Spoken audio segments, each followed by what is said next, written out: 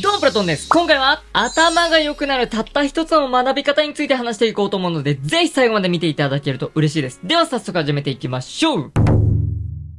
知ることと理解することは違う。皆様は今この瞬間、頭が良くなる考え方の答え、知ることと理解することが違うことを知りました。ただ、ここで頭の悪い人はもうこの動画を見てないです。なぜかお話しすると、知ることと理解することは違うと聞いた瞬間、自分は理解したと勘違いしてしまっているからです。人は物事を理解するのに膨大な時間がかかります。わかりやすい例を2つお話します。まず1つ目。日本人の3分の1は文章が読めないと言われています。この話は読めないのではなく読んでいない人が多いと言われています。今回の動画をやめてしまった人も同じで、もう理解したと慢心することによって知っているけど何も学べていない状態になってしまいます。知っているけど何も学べていない人がどうなるか。それは人間味のない薄っぺらい人になります。いろいろなことは知っているかもしれません。ですが理解していないので少し難しい話になるとついていけなくなってしまうのです。知識を知ることは簡単にできます。ですが理解することは大変なんです。何度も繰り返し学ぶことにより知識を理解できるようになると僕は思います。だからこそ本を読んで文章を読めるようにして動画も最初でやめるなんてことはしない方がいいです。これが頭良くならない原因の一つだと思います。そして二つ目、ダイエットもそうです。ダイエットの知識を入れても痩せられない方が多く存在します。理由はダイエットを理解していないからです。ダイエットとは生活習慣です。そんなのしてるよと思う方がいると思います。ただ、習慣を身につけるのに平均半年は必要だと言われているのを知っていますか？なので、ダイエットの目標設定は半年からじゃないとおかしいと僕は思います。そして、ダイエットを理解している人なら僕の話を理解できると思います。ですが、ダイエットを理解していない人はもっと楽に、もっと早くを求めて1週間ダイエットなどに飛びつきます。実際僕の動画でも知識を求めている方とダイエットを求めている方で視聴維持率に圧倒的な差があります。知識を求めている人はダイエットを求めている人より理解しようとしている方が平均的に多いというデータが出ております。もちろん僕のダイエットを信じてくださっている方もいるので一概には言えませんが、それこそ会社の面接などで太っている方が落とされてしまう原因の一つに自分の体も管理できない人は採用できないと言われてしまいます。僕の YouTube のデータにも出てしまっています。太っている方は集中力と忍耐力がないことにより平均な人より理解力が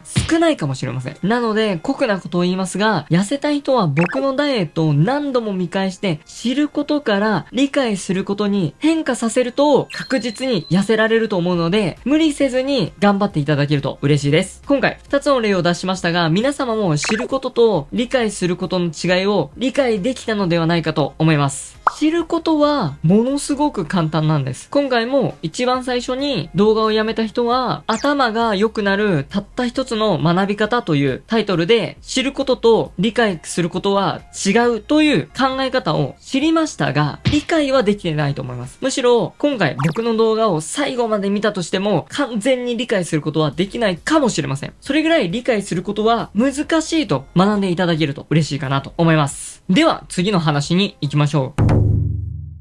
自分が理解したかを確認する方法。結論からお話しすると、学んだことを実行し、結果が出たら理解していると思います。最初の3分の1が文章を読めないというお話だったり、動画を最後まで見れないに関して、僕は毎日本を読み、あらゆる動画で知識を学んでおります。だからこそ、いろいろな知識を知ることができています。ですが、知っているだけで、まだ理解できていないことも多々あると自分で自覚しております。なので、理解できていないことを理解するためにさらに時間をかけて自分の成長に活かせればと感じております。そしてダイエットに関しては完全に理解しています。もうほとんど痩せられないところまで体重を落としています。もう54キロまで落としてまして、シンデレラ体重と言われる体重まで落としております。そしてダイエットを始めてからもうすぐ2年が経ちます。リバウンドもなくどんどん綺麗な体に変化しているので、僕は完全にダイエットを理解し一生太らない自信があります。